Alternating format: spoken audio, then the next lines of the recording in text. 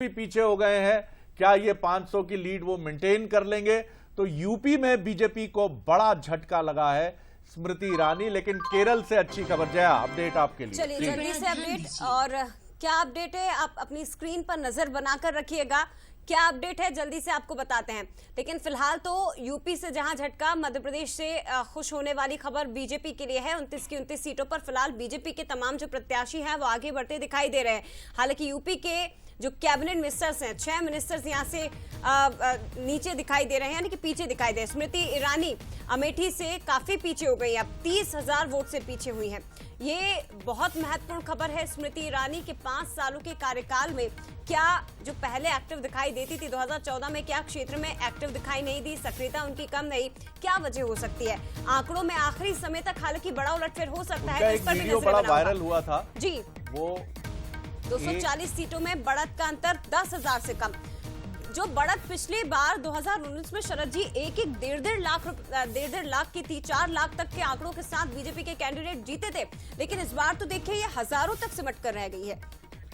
बिल्कुल 240 सीटें ऐसी हैं जहां बढ़त का अंतर 10,000 से कम है, और ये अंतिम नतीजों में बहुत महत्वपूर्ण रोल प्ले करेगा दोनों पार्टियों के लिए। दोनों पार्टियों के लिए ये अंतिम नतीजों में घातक भी हो सकता है, चाहे इंडी गठबंधन की बात करें या एनडीए की बात करें, और दोनों के लिए बेनिफिशियल भी हो सकता है। यानी इस बार कुछ सीटों पर नतीजे 500, 400, 1000, 2000, 1100, 1500, 3000 से भी हो सकते हैं। अभी और सेटल होंगे ये आंकड़े, लेकिन कुल मिलाकर टक्कर बहुत नजदीक है, इससे आप इनकार नहीं कर सकते। अंतिम नतीजा भले ही किसी तरफ जाए, लेकिन टक्कर बहुत नजदीक है। यानी आप कह सकते हैं 240 सीटों पर इंडी गठबंधन और एनडीए के बीच में कांटे की टक्कर है, और आखिरी आंकड़े आने तक कुछ भी हो सकता है। तो ये बड़ा इंपॉर्टेंट एक काम है। जयप्रकाश जी, एक छोटा कमेंट, फिर राजनीतिक मेहमानों की तरफ चलेंगे। हाँ, ये बात तो दिखाई पड़ रही है शरद जी, लेकिन मेरे को ऐसा लगता है कि 400 पार कर जाता अगर एनडीए, तो मुझे लगता है शायद ज़्यादा बेहतर होता। 2029 में जो है विपक्ष के लिए काफ़ी अच्छे अवसर होते। अब ये यहाँ से जो है भारतीय जनता पार्टी को एक शॉक थेरेपी जो है अच्छी खासी लगी है, और उनकी जो ये उत्तर प्रदेश में जो झटका लगा है, यहाँ से निश्चित रूप से भारतीय जनता पार्टी का जो इंटरनल डायनेमिक्स है उसमें काफ़ी बदलाव हम देखेंगे कि आखिरकार ये क्या वजह थी कि आप उस जमीनी हकीकत को पढ़ने में विफल रहे। और ये जो ध्रुवीकरण हम उत्तर प्रदेश में देखा कि सारी जो भी एंटी बीजेपी पार्टियां एकजुट हुई, लामबंद हुई, ये मॉडल क्या वो दूसरी जगह भी ले जा सकते हैं इंडी गठबंधन, और उसके बाद में क्या नतीजे होंगे। तो क्या ये आपको लगता है कि राहुल गांधी अब विपक्ष के एक सर्वमान्य नेता के तौर पर स्वीकार किए जाएंगे?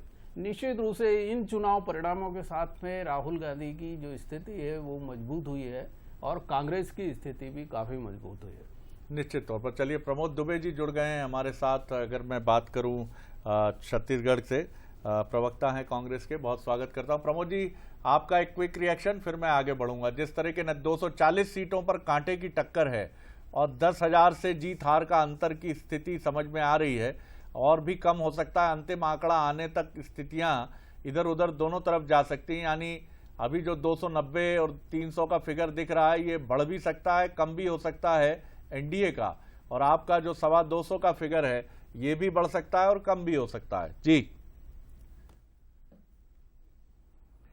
हाँ, निश्चित रूप से अभी 4-5 राउंड की गिनतियां अभी लगभग पूरी हो रही होंगी, और 14 से 16 राउंड, कहीं कहीं 21 राउंड भी हैं। तो 2-3 बजे तक की स्थितियां स्पष्ट होंगी।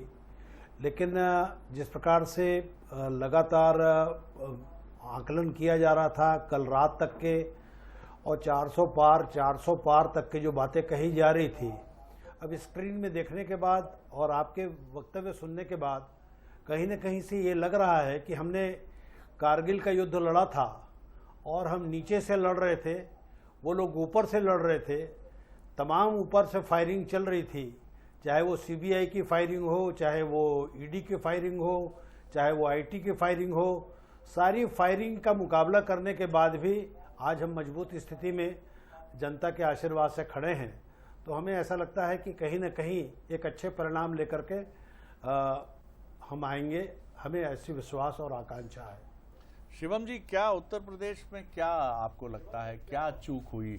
जयप्रकाश जी ने जैसा कहा कि जमीनी सच्चाई को पढ़ने में कहीं कोई चूक हुई है, और इस बार ऐसा भी लगा कि बीजेपी ने दक्षिण भारत पर कुछ अधिक फोकस कर दिया और उसको ऐसा लगा कि उत्तर प्रदेश में जिस तरह की विराट छवि है प्रधानमंत्री जी की तो है ही, और वो काम करती ही है, और उसके साथ वहाँ योगी ही उपयोगी जी। जया, अपडेट फिर मैं। चलिए जल्दी से बड़े चेहरों पर नजर डाल लेते हैं। दिग्गजों की बड़ी लीड की ओर ये आगे बढ़ रहे हैं। मध्य प्रदेश बीजेपी से ये बड़ी खबर है।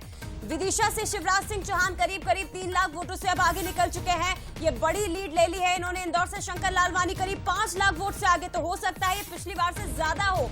इसके साथ ही गुना से ज्योतिरादित्य सिंधिया 2.5 लाख वोट से आगे चल रहे हैं। अगला बड़ा चेहरा बीजेपी का राजगढ़ से दिग्विजय सिंह 25,000 वोट से पीछे हैं। ये बड़ा झटका हो सकता है दिग्विजय सिंह के लिए। छिंदवाड़ा से नकुल नाथ करीब 30,000 वोट से पीछे हो गए।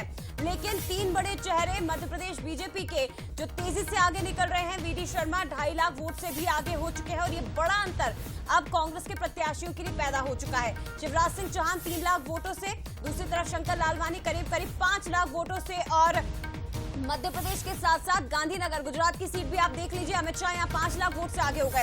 ये बड़ा अंतर है। गांधीनगर सीट से एक बार फिर से अमित शाह बड़ी जीत दर्ज करने की तैयारी में है। 5 लाख वोटों का अंतर बहुत बड़ा अंतर होता है। तो अपडेट आपको लगातार हर एक सीट से जुड़ा हुआ दे रहे हैं, लेकिन लीड अब बड़े नेताओं की बढ़ चुकी है।